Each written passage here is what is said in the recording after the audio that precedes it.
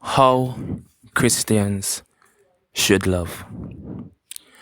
Love is one of the many characteristic traits of God that makes him holy. And how God sees love is different from how we see love.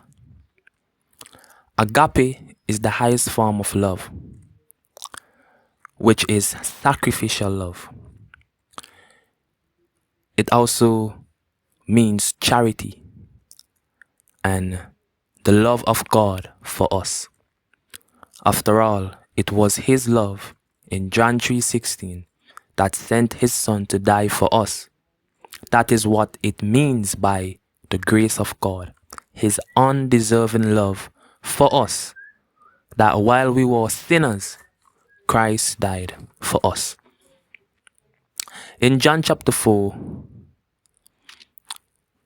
there's a section that speaks, or First John chapter 4 is a section that touches on the fruit of love.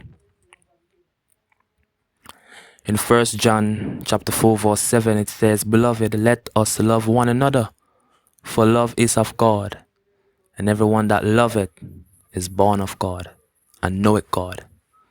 Verse 8 says, "He that loveth not knoweth not God, for God is love." And we can go through the many other verses. Like for instance, verse 11 says, "Beloved, if God so loved us, we ought also to love one another." In verse 20, which is very important, it says, "If a man say, I love God, and hates his brother, whether a blood brother or brother in the assembly, he is a liar. For he that love not his brother whom he have seen, cannot love God of whom he have never saw." Love is not merely words, but it is also in action. 1 John chapter 3 verse 18 says, "My little children, let us not love in word, neither in tongue, but in deed, or in deeds and in truth." One can't say, "I love my brother or sister," and doesn't help them in times of need, whether spiritually, financially, or emotionally. James chapter 2 verse 15 to 16 says, "If a brother or a sister be naked and destitute of daily food, and one of you say unto them, Depart in peace, be you warm and filled, notwithstanding you give them not those things which are needful to the body, what does it profit?" Or in other words, you can't tell people who are in need to go in peace. God will provide, when you could have helped them. That's not love, especially if you are a Christian.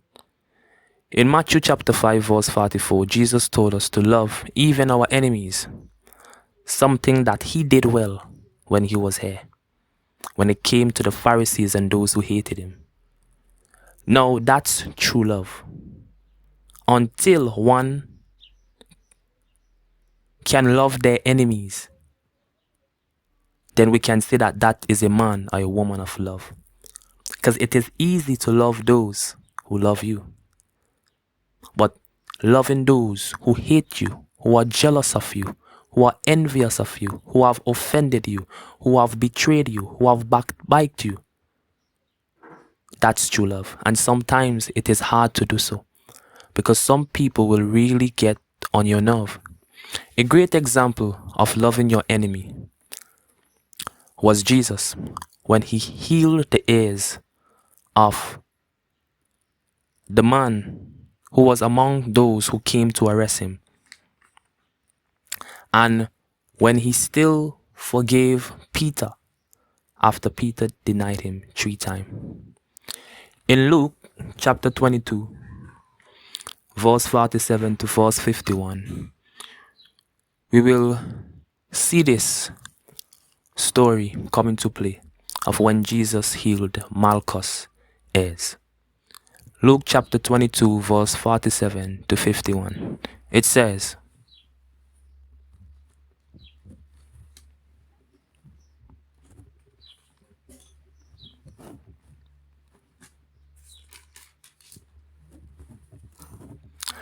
And while he yet spake, behold, a multitude came.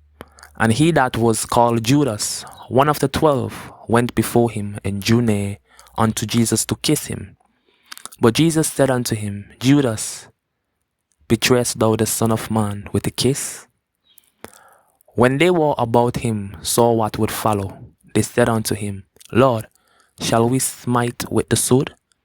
And one of them smote the servant of the high priest and cut off his right ear. And Jesus answered and said, Suffer you thus far. And he touched his ear and healed him. The flesh says, smite them. Jesus says, heal his ears. Our flesh is always ready to retaliate. The Spirit of God in us, which is love, says, heal that man's ear. Jesus healed the ear of one of the men who came to arrest him. That's love. Luke 22, verse 54 to 62. We will see Peter denying Jesus 3 times. But in John 21, we will see Jesus and Peter seeing one another eye to eye. But Jesus never once brought up the fact that Peter denied him. He told Peter, thou lovest me more than these? And he told him 3 times to make up for the 3 times when Peter denied him. And he told Peter, feed my flocks. That's true love. And last but not least, we can go to 1 Corinthians chapter 13, where it also speaks about love. It speaks about what love is and what love is not.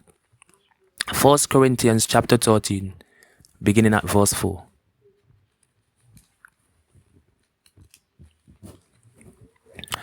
It says, charity or love suffereth long and is kind.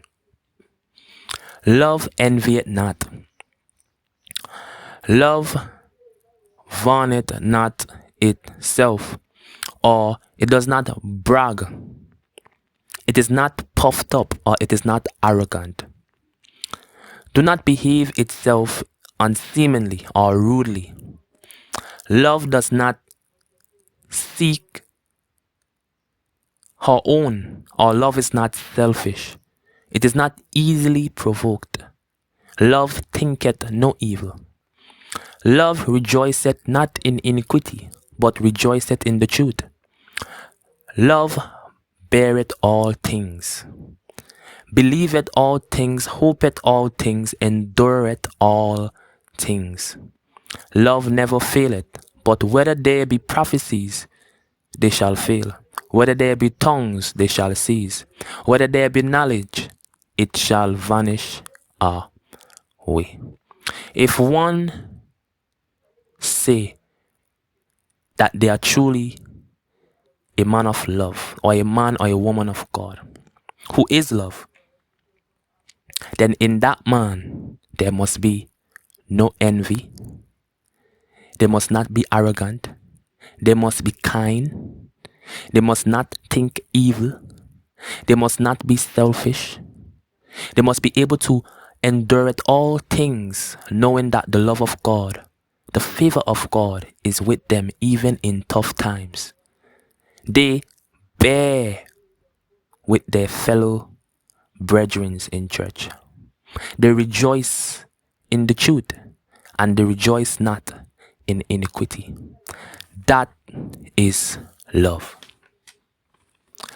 So let us as Christians not go around sharing fake love and or false affection, because it is easy to put on a show or a facade in church, showing fake fruits, But God sees right through every single one of us. So let us love our enemies. Let us love in action. And when I say love our enemies, we're not loving them for them, but because we have a Father to please and His commandments to follow.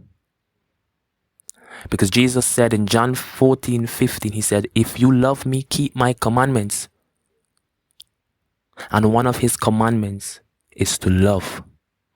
John 15:12 says, this is my commandment, that you love one another as I have loved you.